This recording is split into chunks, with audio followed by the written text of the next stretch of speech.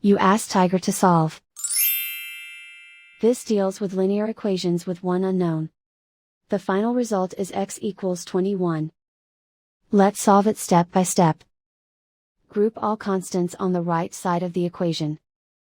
Subtract 5 from both sides. Simplify the arithmetic.